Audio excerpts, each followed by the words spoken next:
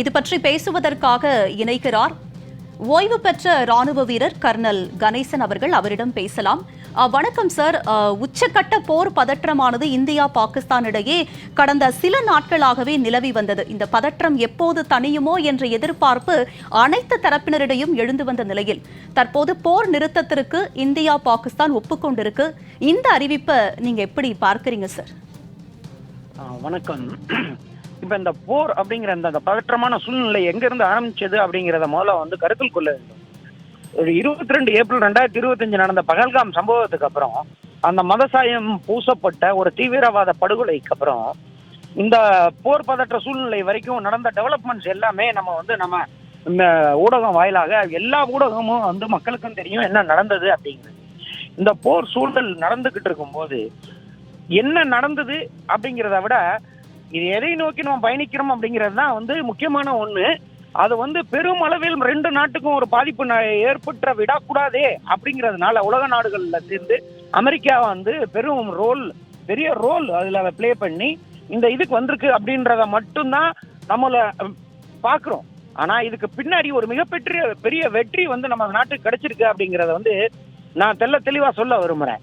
First அந்த தீவிரவாதத்துக்கு எதிரான ஒரு ஆபரேஷன் சிந்தூர்ல 9 டார்கெட்ல மசூத் அசாரோட ஃபேமிலி, அதுக்கப்புறம் எல்இடியோட ஹபீஸ் சயீதோட இது தலைமையகம், ஹிஜ்புல் முஜாஹிதீனோட தலைமையகம் 9 தீவிரவாத முகாம்களை மொத்தமா அழிச்சு 100க்கு மேற்பட்ட தீவிரவாதிகளை அழிச்சது தெளிவாக எல்லாருக்குமே நல்லா தெரியும்.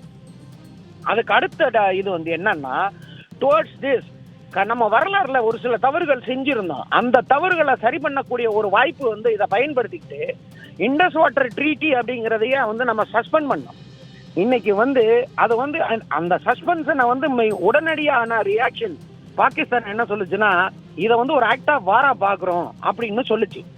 இந்த வாட்டர் ட்ரீட்டியை நம்ம சஸ்பெண்ட் பண்ணதுக்கான காரணமே நம்ம அது மேல கட்டுற 10க்கு பக்கத்துல உள்ள டேம்ஸை கட்ட விடாம இடையூறா இருந்ததுனால நம்ம அதை சஸ்பெண்ட் பண்ணோம். அதோட ப்ரீஆம்பிள் நல்லெண்ணமும் நட்புறவும் நீடிக்கிற வரைக்கும் தான் இந்த அக்ரிமெண்ட். அதை நம்ம யூஸ் பண்ணி நம்ம என்ன சஸ்பெண்ட் பண்ணதுக்கு அடுத்துதான் அவங்க இதை போராவே அறிவிச்சு அவங்க நம்மளை தாக்குதல் நடத்துறாங்க. இப்போ ஒரு நாடு இன்னொரு நாட்டின் தாக்குதல் அவர்கள் நாட்டு மண்ணில் நடந்ததுக்கு அப்புறம் அவர்கள் மக்களின் மதிப்பு மரியாதையை இழந்து விடுவார்கள். ஸோ அவர்களுடைய ஃபேஸ் சேவிங் டெக்னிக்கா 8ஆம் தேதி நைட்டு 400 ட்ரோன்ஸ் வந்துச்சு. அதில் எதுலையுமே எக்ஸ்ப்ளோசிவ்ஸ் கிடையாது, டம்மி ட்ரோன்ஸ். நேற்று அவர்கள் நடத்திய தாக்குதலை பார்த்தீங்கன்னா நூற்றுக்கணக்கான ட்ரோன்ஸ் வந்துச்சு. அதில் ஒரு சில இதில் மட்டும்தான் எக்ஸ்ப்ளோசிவ்ஸ் இருந்துச்சு. ஆனால் நம்மளுடைய ராணுவ தளங்களுக்கு பெரிய விதமான சேதங்கள் ஏற்படவில்லை. ஆனால் ஆர்ட்லரி ஷெல்லிங்ல மட்டும் அது எப்பயுமே ஆர்ட்லரி ஷெல்லிங் வரும்போது அது ஏரியா வெப்பன் ஒரு பொதுமக்கள் பாதிக்கப்படுவாங்க. அந்த பொதுமக்கள் பாதிக்கப்பட்டாங்க. இப்ப நம்ம இன்னைக்கு காலையில ஃபைட்டர் ஜெட்ஸை வச்சு மிக துல்லியமா அடிக்கக்கூடிய மிசைல்ஸை வச்சு அவங்களுடைய ராணுவ தளங்கள் மீது நம்ம ஒரு சில தாக்குதல் நடத்தணும். அதுல எந்த விதமான டேமேஜ், எந்த அளவுக்கு அவங்களுடைய இதை பலவீனப்படுத்தணும் அப்படிங்கிறது இன்னும் தெளிவாக நமக்கு தெரிய வரல. இந்த சிச்சுவேஷன்ல நம்ம ஒரு மிகப்பெரிய போரை நோக்கி போய்கொண்டிருக்கிறோம் அப்படின்னு இருக்கும். ஏன்னா இப்ப நமது வான்வெளியை அவர்களுடைய ஃபைட்டர் ஜெட் ஊடுருவதும், நமது ஃபைட்டர் ஜெட் அவங்க வான்வெளியை ஊடுருவதும் போர் என்கிற அறிவிக்கப்படாத போராக பார்க்கப்பட்ட அந்த காலகட்டத்தில் இப்போ அமெரிக்கா போன்ற நாடு, அமெரிக்கா முழுக்க அது அமெரிக்கா, சவுதி அரேபியா, ஈரான், இந்த நாடு, ஈவன் சைனாவும் மறைமுகமா இதுல செயல்பட்டு இந்த ஆக்கப்பூர்வமான ஒரு போர் நிறுத்த ஒப்பந்தத்தை இது பண்ணியிருக்காங்க.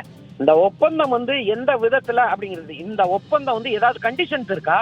அதாவது இந்த இண்டஸ் வாட்டர் ட்ரீட்டியை திருப்பி இது பண்ணணுமா அப்படிங்கறது கேட்டீங்கன்னா கண்டிப்பா கிடையாது. சஸ்பெண்டட் தான். அதை திருப்பி எப்படி ஆபரேஷனலைஸ் பண்ணணும், இந்தியாவோட மாடிஃபிகேஷன் சஜஷன்ஸ்க்கு பாகிஸ்தான் செவி சாய்க்கணும். இதெல்லாம் பல ரவுண்ட்ஸ் ஆஃப் டாக்ஸ் போகும். அந்த டாக்ஸ் போகும்போது பல வருடங்கள் ஆகும். அது வரைக்கும் சஸ்பெண்டட் ட்ரீட்டி சஸ்பெண்டட் தான் அப்படிங்கிறது.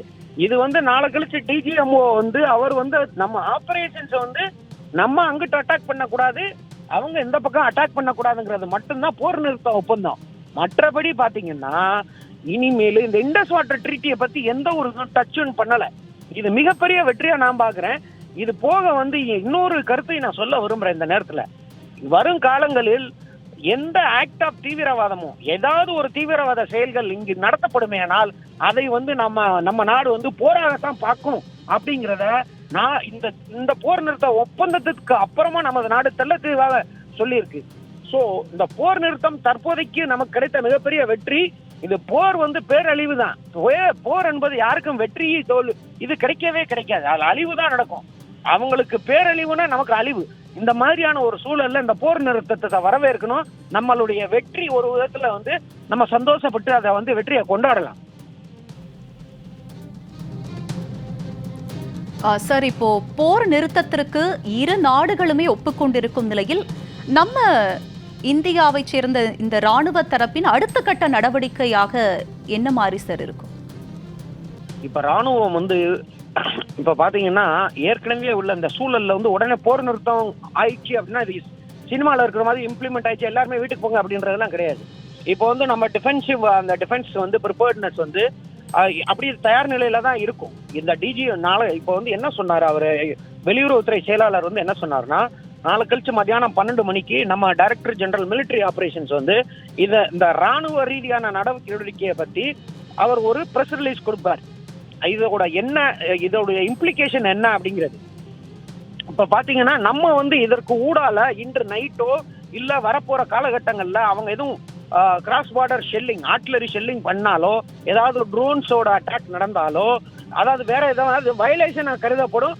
அதற்கடுத்து வந்து நம்ம வந்து கண்டிப்பா செய்ய மாட்டோம். நம்ம பண்ண வேண்டிய தாக்குதல் வந்து தீவிரவாதத்துக்கு எதிரான தாக்குதலை ஆல்ரெடி நம்ம வந்து வெற்றிகரமா நடத்தி முடிச்சிருக்கோம். அது போக அடிஷனலா வந்து அந்த வரலாறுல நடந்த தவறையும் திருத்திக்கிட்டோம். நம்ம இந்த ஆப்பர்ச்சுனிட்டியை யூஸ் பண்ணிக்கிட்டோம். இப்படி இருக்கும்போது வந்து ராணுவ ரீதியான அடுத்த கட்ட நடவடிக்கை என்னன்னு பாத்தீங்கன்னா, நம்மளுடைய ப்ரிப்பேர்ட்னஸ் டிஃபென்ஸ் ப்ரிப்பேர்ட்னஸ் இன்னமும் அதிக அளவுல தான் இருக்குமே தவிர அதை வந்து நம்ம காட் அப்படிங்கிறத டவுன் பண்ண மாட்டோம். நம்ம டிஃபென்ஸ் ப்ரிப்பேர்ட்னஸ் இன்னும் நல்லபடியா இருக்கும்.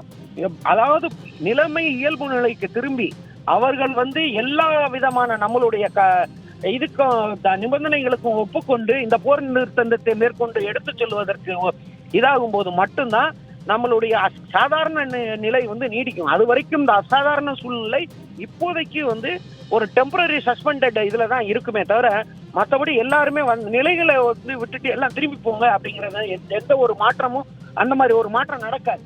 இப்போதைக்கு நம்ம டிஃபென்சிவ் போஸ்டர் இன்னமும் நல்லா ப்ரிப்பேர் பண்ணி அங்க உட்காருவோம். அவ்வளவுதான்.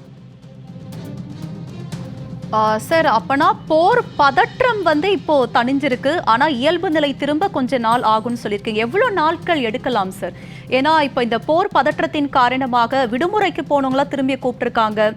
விடுமுறை வந்து இப்போதைக்கு இல்லை அப்படின்னு சொல்லியிருக்காங்க. ராணுவத்தை சேர்ந்தவர்களாக இருக்கட்டும், இல்லை அரசு அதிகாரிகளுக்காக இருக்கட்டும். அதோடைய நிலைமை என்னவாக இருக்கும் சார்?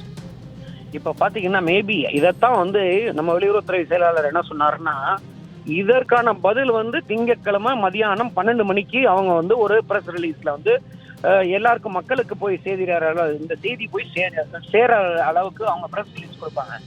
இப்ப வந்து இந்த அரசு அதிகாரிகள் ராணுவ அதிகாரிகள் ராணுவத்தினரை வந்து திரும்ப அழைத்தது வந்து அது வந்து ஒருவேளை அந்த டிஜிஎம்ஓட இதுல வந்து கேன்சல் பண்ணணும்னா பண்ணலாம். இல்ல அந்த டிஃபென்ஸ் வந்து நம்ம ப்ரிப்பேர்ட்னஸ் இருக்கணும்.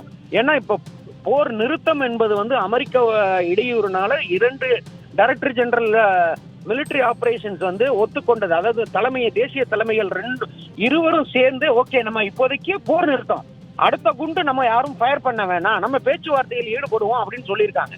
இந்த பேச்சுவார்த்தை இன்று நடக்குதா நாளை நடக்குதா அது எப்போ நடக்குதுன்னு தெரியாது.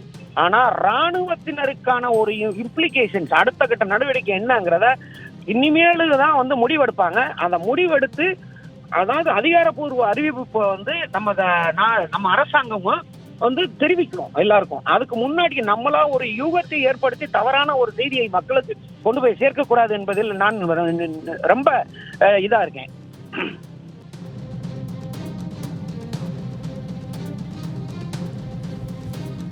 சார், இப்போ நீங்க சொன்ன மாதிரி அப்போ திங்கட்கிழமைக்கு அப்புறம் தான் எல்லை பகுதிகளில் இருக்கிற மக்களுக்கும் சில கட்டுப்பாடுகள் விதிக்கப்பட்டிருக்காங்க. அந்த கட்டுப்பாடுகளும் இந்த பிரஸ் மீட்க்கு அப்புறம் தான் வந்து அதெல்லாம் விடுவிக்கப்படுமா?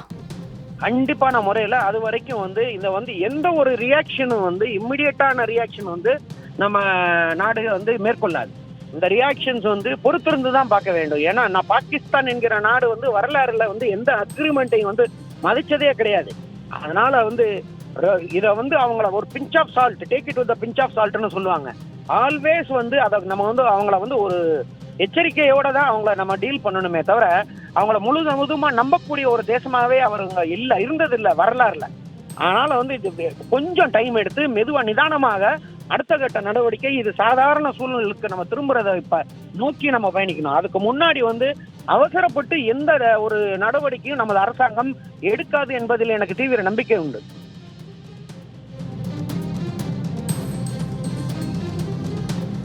சார், இணைப்பில் வந்து பல்வேறு தகவல்களை பகிர்ந்து கொண்டமைக்கு நன்றி சார்.